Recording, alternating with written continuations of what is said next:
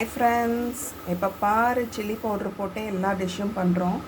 கொஞ்சம் பெப்பர் பவுடரும் போட்டு பண்ணலாம் அப்படின்னு சொல்லி இன்றைக்கி பொட்டேட்டோ பெப்பர் ஃப்ரை எப்படி பண்ணலாங்கிறது வாங்க பார்க்கலாம். பொட்டேட்டோவை சின்ன சின்னதாக கட் பண்ணி தண்ணியில் ஊற வச்சுருக்கேன். கொஞ்சம் தாளிச்சத்துக்கு கொஞ்சம் வெங்காயமும் கருவேப்பிலையும் எடுத்து வச்சுருக்கேன். வெங்காயம் தேவைன்னா போட்டுக்கோங்க, இல்லை தேவையில்லை.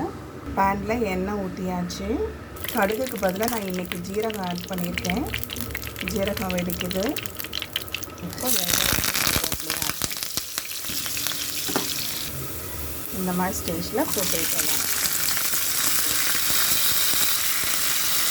தண்ணிலாம் எதுவும் ஊற்றல. அந்த கழுவி போட்ட தண்ணி தான் அதுலேயே வேகுது. தண்ணி ஊற்றாமல் அப்படியே சிம்லேயே வச்சு வளர்க்குங்க. கொஞ்சம் நேரம் கழித்து தூள் உப்பும் பெப்பர் பவுடரும் நம்ம ஆட் பண்ணிக்கலாம். வேறு எதுவுமே தேவையில்லை. ஈஸியான பெப்பர் பொட்டேட்டோ ஃப்ரை. இந்த மாதிரி ஸ்டேஜில் கொஞ்சம் சால்ட் உப்பு ஆட் பண்ணிக்கிறேன்.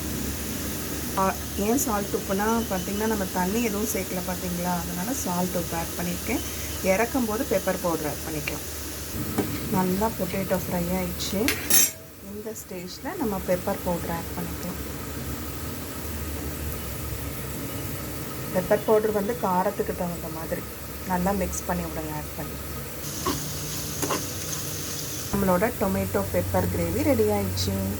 எப்போவுமே மிளகாத்தூளில் பண்ணுறதுக்கு பெப்பரில் பண்ணுற பெப்பர் பொட்டேட்டோ கிரேவி சூப்பராக இருக்கும்.